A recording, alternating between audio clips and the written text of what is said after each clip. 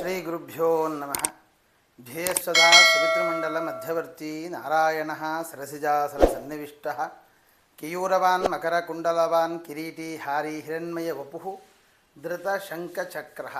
ನನ್ನ ಎಲ್ಲ ಆತ್ಮೀಯ ತತ್ಸಮ್ಮತಂ ಬಂಧುಗಳಿಗೆ ನಮಸ್ಕಾರಗಳನ್ನು ತಿಳಿಸ್ತಾ, ಅನೇಕರು ನನಗೆ ದೂರವಾಣಿ ಮುಖಾಂತರ ಮೆಸೇಜಿನ ಮುಖಾಂತರ ಈ ಸಂಕ್ರಾಂತಿಯ ಫಲಗಳ ಬಗ್ಗೆ ತಿಳಿಸಿಕೊಡಬೇಕು ಅಂತ ಅನೇಕರು ಕೇಳಿಕೊಂಡಾಗ ಈ ಒಂದು ವಿಡಿಯೋವನ್ನು ಮಾಡುವುದಕ್ಕೊಂದು ಪ್ರೇರಣೆ ಸಿಕ್ಕಿತು. 2026 ಭವಿಷ್ಯ ಅಂತ ಏನು ಬರ್ತಾ ಇದೆ ಅದನ್ನು ಮಾಡಲಿಲ್ಲ, ಇದನ್ನಾದರೂ ತಿಳಿಸಿಕೊಡಿ ಅಂತ ಕೇಳಿದ್ರಿಂದ ಒಂದು ಚುಟುಕಾಗಿ ಕೆಲವೊಂದಿಷ್ಟು ವಿಷಯಗಳನ್ನು, ಕೆಲವೊಂದು ರಾಶಿಗಳಿಗೆ ಆಗಬಹುದಾದ ಫಲಾಫಲಗಳನ್ನು ನಿಮ್ಮ ಮುಂದೆ ಇಡ್ತಾ ಇದ್ದೇನೆ. ಸಂಕ್ರಾಂತಿ ಪ್ರತಿ ತಿಂಗಳು ಆಗುವಂತಹದ್ದೇ, ಆದರೆ ಮಕರ ಸಂಕ್ರಮಣ ಅಂತಕ್ಕಂಥದ್ದು ಬಹಳ ವಿಶಿಷ್ಟವಾದ ಸ್ಥಾನವನ್ನು ಪಡೆದುಕೊಂಡಿದೆ. ಕಾರಣ, ದೇವತೆಗಳಿಗೆ ಹಗಲು ಪ್ರಾರಂಭ ಆಗುವಂತಹದ್ದು ಉತ್ತರಾಯಣ, ದಕ್ಷಿಣಾಯಣ ದೇವತೆಗಳಿಗೆ ರಾತ್ರಿ ಆಗುತ್ತೆ. ಆದ್ದರಿಂದ ಶುಭ ಕಾರ್ಯಗಳಿಗೆ ವರ್ಜ್ಯ ಅಂತ ಧರ್ಮಶಾಸ್ತ್ರ ತಿಳಿಸುತ್ತೆ.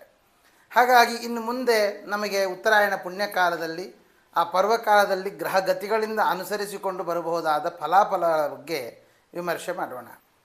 ಇನ್ನು ಧನುರಾಶಿ, ಧನುರಾಶಿಗಾಗುವಾಗ ಸಪ್ತಮದಲ್ಲಿ ಗುರುವಿನ ಯೋಗ ತುಂಬ ಚೆನ್ನಾಗಿದೆ. ಜೊತೆಗೆ ಸಂಕ್ರಮಣದ ಕಾಲ, ಲಗ್ನದಲ್ಲಿದ್ದಂತಹ ರವಿ ಮಕರಕ್ಕೆ ಹೋಗ್ತಾ ಇದ್ದಾನೆ.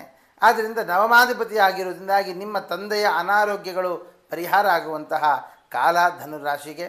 ಆದರೆ ಅಷ್ಟಮಾಧಿಪತಿಯಾದ ಚಂದ್ರ ಲಗ್ನದಲ್ಲಿ ಬಂದಿರುವ ಕಾರಣ ಮನಸ್ಸು ವಿಚಲಿತವಾಗಿರುತ್ತೆ. ಯಾವುದು ಸರಿ, ಯಾವುದು ತಪ್ಪು, ಏನು ಮಾಡಬೇಕು, ಏನು ಮಾಡಬಾರ್ದು, ಇದರ ಕನ್ಫ್ಯೂಷನ್ ಜಾಸ್ತಿ ಆಗುತ್ತೆ. ಆದ್ದರಿಂದ ಸ್ವಲ್ಪ ಜಾಗ್ರತೆ ಇರಿ. ಅದರಲ್ಲಿ ಹೆಚ್ಚಾಗಿ ಬೇರೆಯವರ ಮಾತಿಗೆ ಓಗೊಟ್ಟು ನಿಮ್ಮ ಜೀವನದ ಡಿಸಿಷನ್ಗಳನ್ನು ತೆಗೆದುಕೊಳ್ಬೇಡಿ. ಬೇರೆಯವರ ಮಾತು ಕೇಳಿ ಯಾವುದು ಸರಿ, ಯಾವುದು ತಪ್ಪು ಅನ್ನೋದನ್ನು ಕೂಡ ಆಲೋಚನೆ ಮಾಡಿ ಆನಂತರದಲ್ಲಿ ಮುಂದುವರಿಯಿರಿ.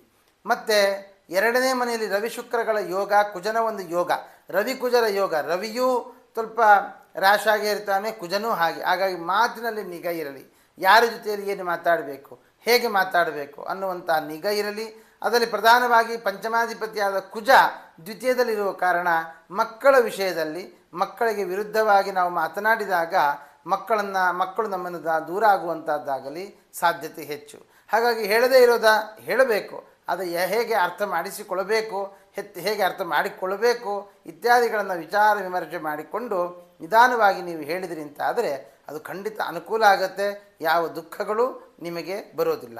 ಅಷ್ಟೇ ಅಲ್ಲದೇನೆ ವಿವಾಹಾರ್ಥಿಗಳಿಗೆ ಅನುಕೂಲ ಆಗುವ ಸಾಧ್ಯತೆ ಇದೆ.